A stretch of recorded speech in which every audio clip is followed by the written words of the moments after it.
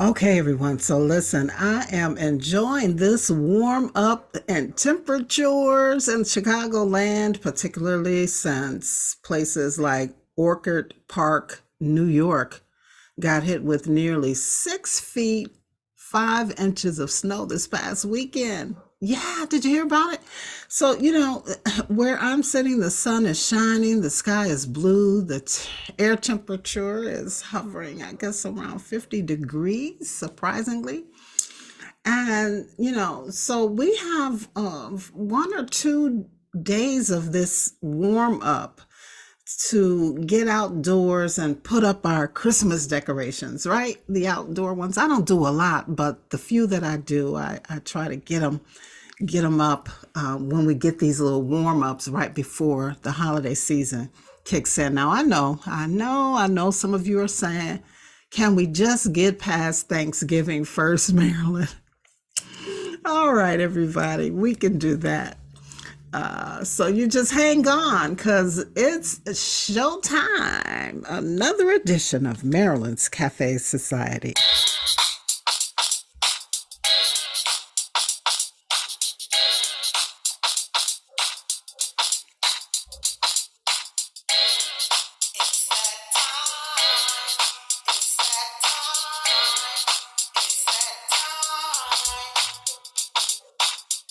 For Maryland's Cafe Society. For Maryland's Cafe Society. For Maryland's Cafe Society. Live, laugh, love. All right, all right. Well, welcome everybody. Welcome to another edition of the show, Maryland's Cafe Society Radio on YouTube. And today is Tuesday. It's the 22nd day of November 2022. And yeah, we're just 2 days away from Thanksgiving Day. So how you doing? How you holding up? Are you a host for Thanksgiving dinner? Are you running around getting your last minute shopping done, in the kitchen cooking? Or are you going to be a little smart about it and have everything catered? I don't know. I sent an email out to my email club folks, and I kind of, share with them that I plan to try my hand at baking sweet potato pies. Now, not that I have not baked sweet potato pies before, I have, but I don't do it on a regular basis. I do it maybe once a year, if that. So it's always a project. So I'll let you know how it's going. But I wanted them to share with me if they were going to be doing any baking or, just what they're going to be doing during the Thanksgiving holiday season that we're in the midst of. I'd love to know. So, yeah, hit me up on the social media or on the comment section of this show. Now, we are talking about Thanksgiving and all of that, but later on in the show, I am going to have to announce the winner of our next countdown to Christmas gift box. That's right. All right. So we're going to do some Christmas talk a little later on. But right now, let's go ahead and get right into the cafe talk and not really get into it, but I'm just going to throw the question out there, give you a minute or so to think about it. And then we'll delve into it in a little bit. But here it is. Is 80 years old too old to still be working in the workforce on any level? Yeah. What do you think? Is 80 years old too old to still be working? That's what we'll talk about in Cafe Talk a little later on. But for now, let's get into that cafe news. And as if we haven't had enough supply chain issues lately, the Smart Transportation Division Union, which is the nation's largest rail union, recently voted down a tentative labor contract which the Biden administration put together. Now, this vote down has put the rail system in an increased risk of putting this nation in a debilitating economic situation, and right in time for the winter holidays, right? So this impending strike could start as soon as December 5th. And, what is this, the 22nd? So Congress has some time to come up with a new agreement or some other kind of prevention measures to stop this strike from happening. According to union officials, the contract, which they are disappointed with, was rejected because of a lack of concessions from management around what members feel are unfair attendance policies and an ongoing staffing shortage that has been happening since the pandemic. Now, it did include a 24% pay increase by 2024, which is, I guess, considered a big deal because it is the largest pay increase that the union has seen in 4 decades, but it wasn't enough to cause them to vote it down. Now, a rail strike could cost the United States economy about $2 billion per day, and even worse, could cause another global food and merchandise shortage. Yeah, we've gone through this before. Yeah. So, we got to try to hopefully they can come up with some answers, meet in the halfway mark, come up with a happy medium so that we as consumers won't have to deal with, the potential of supply chain issues, not having enough food, not being able to get certain things, having to wait, and prices of everything continually going up. So we'll be prayerful and trust that they will meet in the middle somewhere before that December 5th deadline.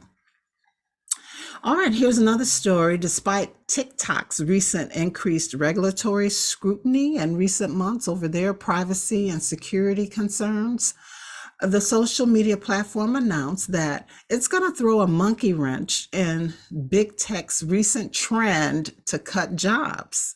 Yes.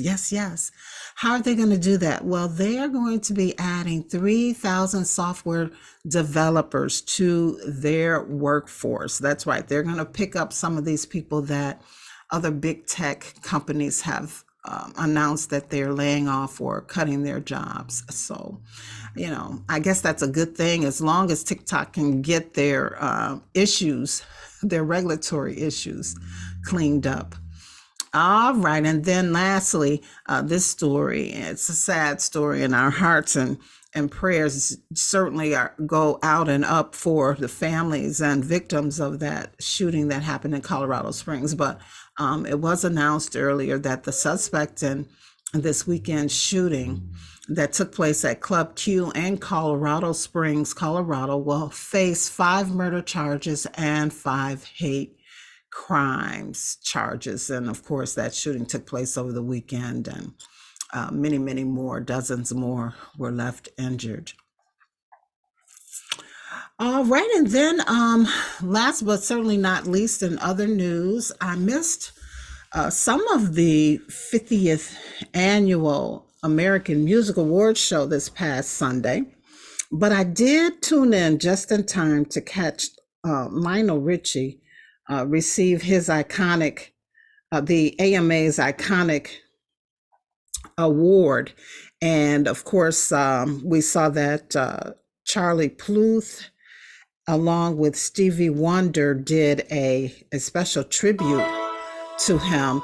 As I softly play one of those songs that they performed in the background, of course, I don't own rights to this music. And of course, the song I'm referring to is the USA for Africa, We Are the World. It was a collaboration by so many musical icons. And as I was saying, Stevie Wonder and Charlie Pluth performed snippets of some of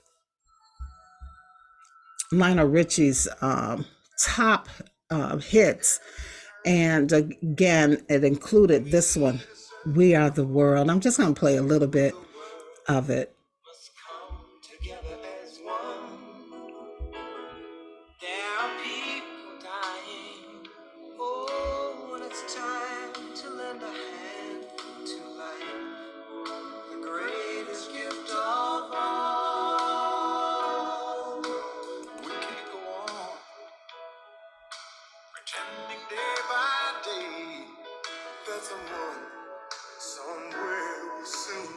Yeah, Lionel Richie, Stevie Wonder, Tina Turner, James Ingram, my goodness. So many. Michael Jackson, of course. Many, many, many icons were a part of that collaboration.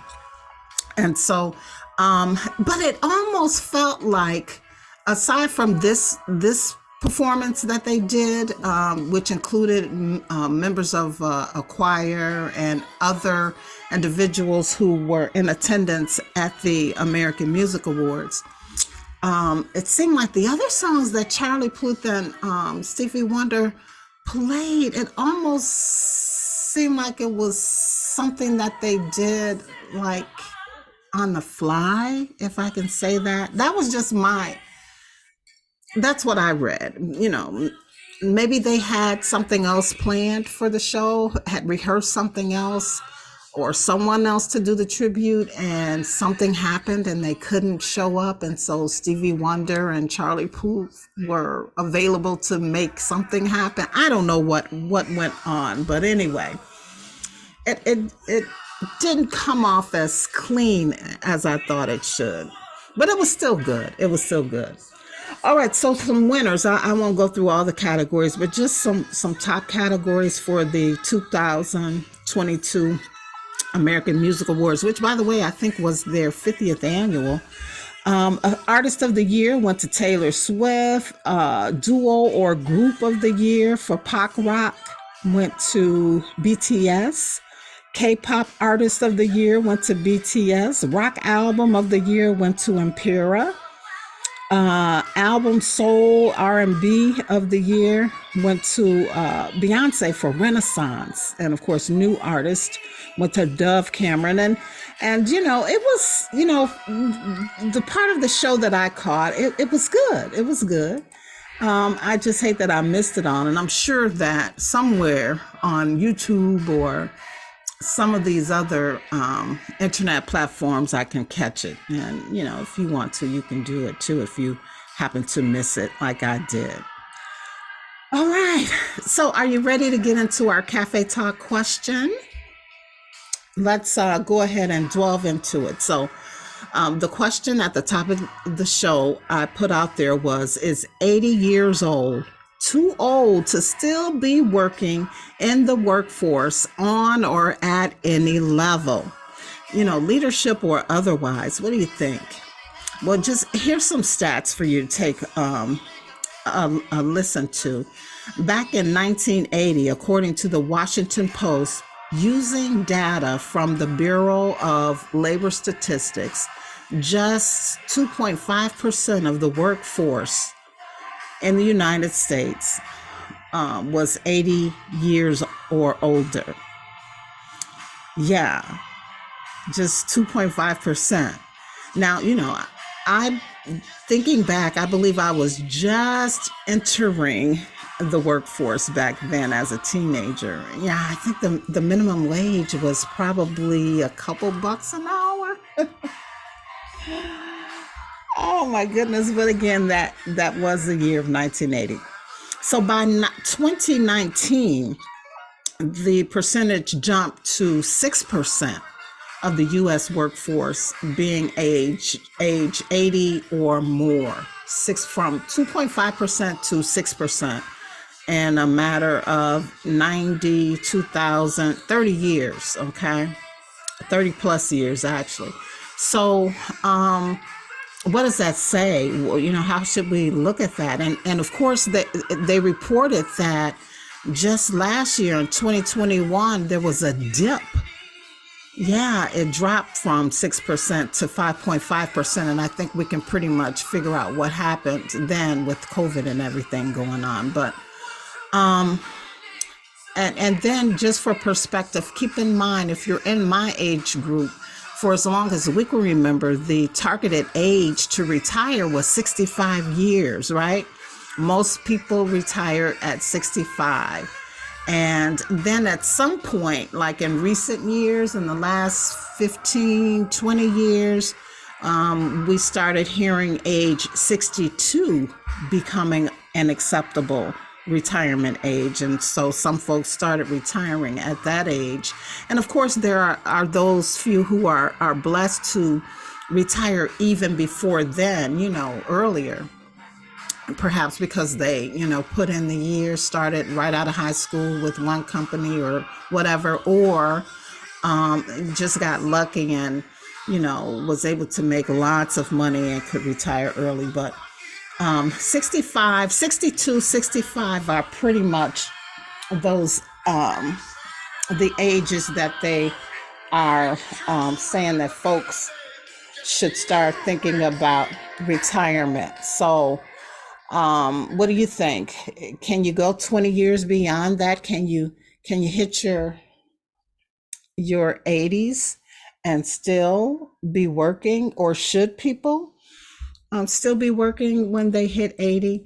Well, listen, our President Joe Biden, just celebrated his 80th birthday this past Sunday, by the way, which makes him the oldest sitting president. So, all right, well, tell me, what do you think? Is 80 years old too old to still be working in the workforce, on or at any level? Chime in on the comment section of this video or on the social media platforms where this video is posted, and just let me know what you think. I personally believe that people can work for as long as they want, as long as they are still healthy and, have a sharp mind and are effective. That's just my personal opinion.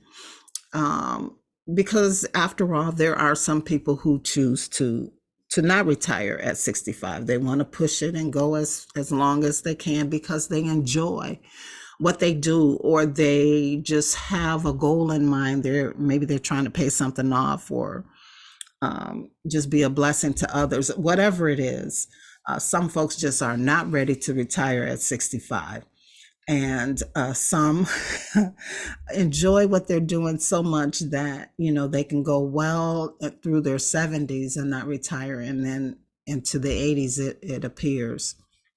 So what do you think? I think for as long as a person wants to work, they should be able to work, again, as long as they have reasonable health and are sharp and effective, and productive. That's what I believe.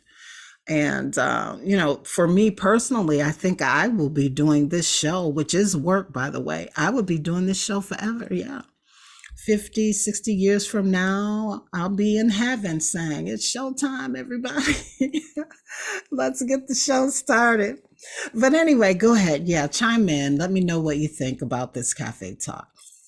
Okay, so that's it, everybody. A short show. I always say it's a short show, and then after I get it posted and everything, I see that it's pretty much my average length, but it felt like a short show today. And why? Well, because it's the Thanksgiving week, and I know that you all, like me, have things to do, places to go, and people to see, and so I won't hold you.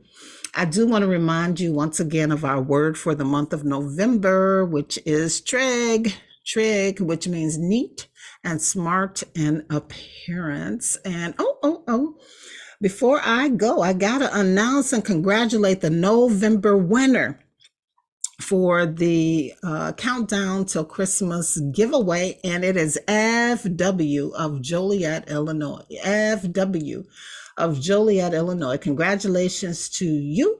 I'll be in contact to get your gift prize to you. All right, so that means we got one more giveaway, everybody. One more, and it could be you. So why don't you do yourself a favor, join the email club, and that's one way that your name could be put in the cup to be pulled to be the recipient of the next giveaway. And all you have to do is send your email to Marilyn's Cafe Society at yahoo.com and just say, sign me up for the Mondays with Marilyn email. And that's one way you can become a winner. Also, remember to visit the website, Maryland'sCafeSociety.com, and that's where you can connect with me on my social media. You can check out the blog. My apologies on the blog. I have been neglecting it. I've just been a little busy beaver lately, but I will definitely get something up. I promise this week, okay? All right. And thanks for checking out the YouTube, even though I haven't been on video, but you are enjoying the show. Um, just through audio. But yeah, be sure to like, subscribe, and share. And remember, we're still looking for people. You can still become a sponsor or contribute to our Christmas giveaway. We still have one more to do.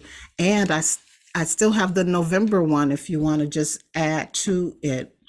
But it's a great way to promote your business, your service, or product.